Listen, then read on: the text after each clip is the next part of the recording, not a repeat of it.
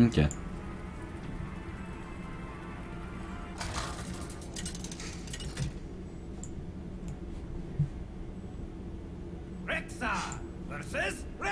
Noggin Fogger. Okay. So the Hunter Mirror, I thought we'd have to play it more often than we have so far. I want the dudes that give me a nice decent curve, and I'll always keep the flare as well. Hunter's Mark not so much. I used to keep Unleash the Hounds in the Hunter Mirror, but lately I don't think it's right, because a lot of boards you just have a hard time getting use out of it, so. This is tough, because it's... What he's doing here is really tempting me to coin the Haunted Creeper. Which is maybe the play I should make. The issue with using coin is that it means you won't be the first person to play Savannah High Main, and that will just end up with you losing games a lot of times. I am going to do it though, because I have a really good curve besides this now. The Freezing Trap, before I drew the Eaglehorn bow, the Freezing Trap wasn't really a 2-drop because I didn't want to just throw it out there. But now that I have a bow to follow up the trap, it makes more sense to toss it out.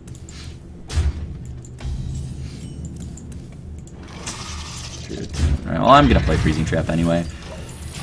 It's going to, hopefully, unless he has Flare, it's going to take Haunted Creeper off the board, which will mean that he won't get value out of Houndmaster. I always like to play around Houndmaster on turn 3.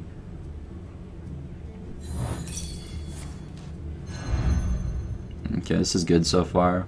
Let's see what he has. If he plays a trap, I would attack into it in a heartbeat, I think. I don't think I would try to get value out of Flare. Oh, maybe I would. I could just hold off on attacking for a turn, play Companion. Oh, Leper Gnome. He might be a version without secrets, honestly. I don't want to risk rolling Huffer on this, so I'm just going to play Bow. I'm definitely the control deck, now that he's shown me what style of hunter he is. I can hold off on attacking that and try to use a spider next turn. The advantage of that is he has one less card worth of information to make a play with on his turn.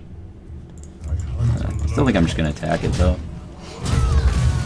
Some of these guys play Acidic Ooze too. Some people are really skewing their decks to try to beat the hunter deck. Okay, no Hunter's Mark, so that's not good.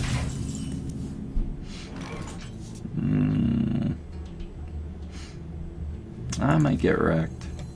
Okay, now if we get Leok, we can kill that, which I probably would do. Yeah, I'm gonna do that.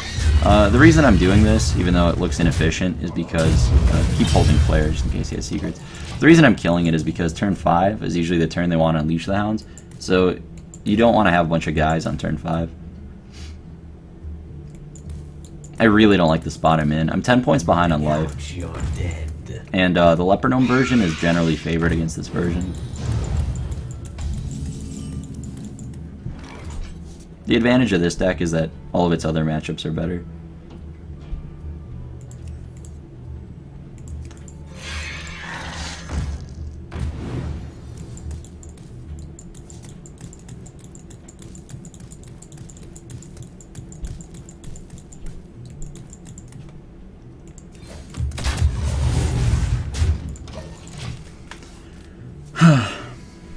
I ended up just throwing out Buzzard because my hand's pretty terrible. I had no other plays. It was that or I Leroy into his Undertaker, which also seemed pretty bad. So it drew me to an Animal Companion, which isn't horrible. Web Spinner's gonna die. It'll give me one more option and something to play. I'm not seeing traps out of him. Like, if you play Undertaker, you really want to play Mad Scientist, right? Because Mad Scientist is the best creature in the game, not just the best Death Rattle creature. So it would make sense that he plays Mad Scientist. Like, I played Mad Scientist in my Undertaker Hunter. But I wonder if he cut it just so he's not vulnerable to Flare. I've also been playing some of the old Hunter deck without Mad Scientist just because it's not vulnerable to Flare, which is just like the most important card in the mirror match by far. So Leok gets to live for another turn, which is interesting. We'll see what that ends up meaning. The fact that he's thinking there makes me kind of consider that he might have Hunter's Mark. Well, let's make this attack before anything. See what we get. Iron Beak Owl.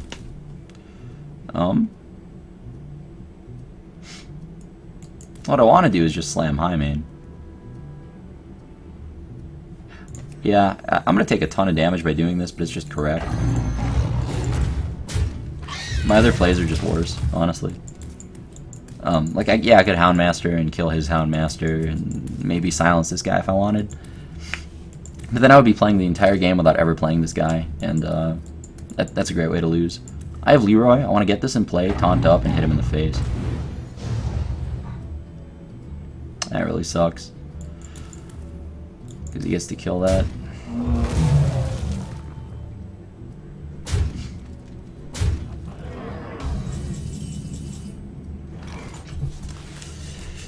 Ugh.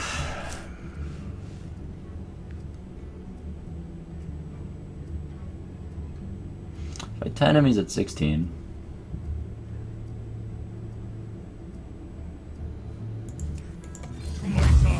Let's roll companion on Amisha.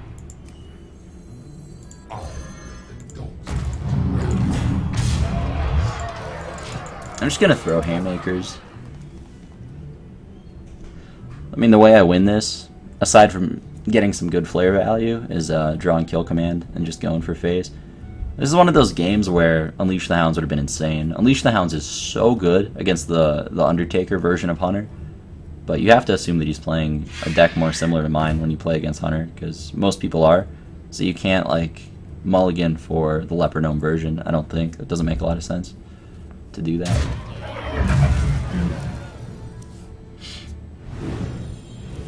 His board is so weak to Unleash the Hounds. I really need to draw that card. I mean, I have a couple flares to dig for it. I could also draw Tracking.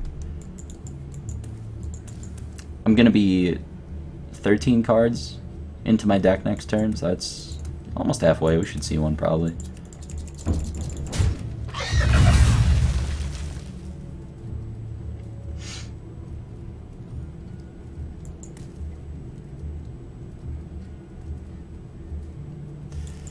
What sucks is he might play the value game now. He's just been ahead on cards and board the whole game.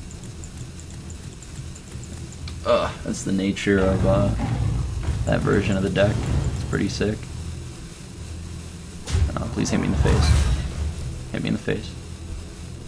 Yes. Okay, 8. Shit. Okay, hold up. 8, 14, 15, 16. We have to draw 2 damage.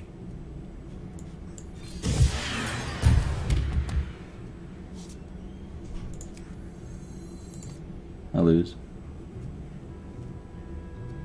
Yeah, I lose.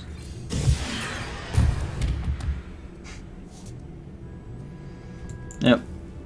Drew 15 cards and no Unleash or Kill Command, both of which were lethal. It's really disappointing.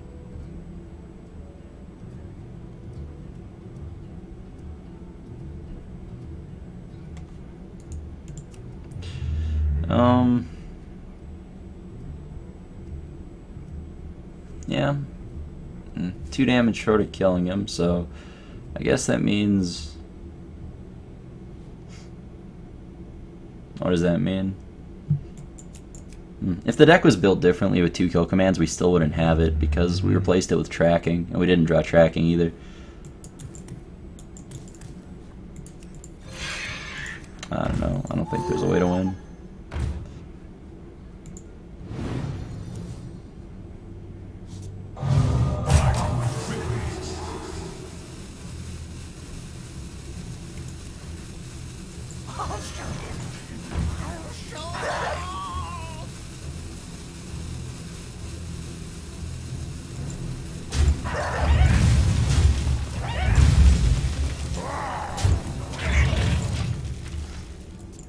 I'm sure he has 1 point of damage in the top 16 cards of his deck.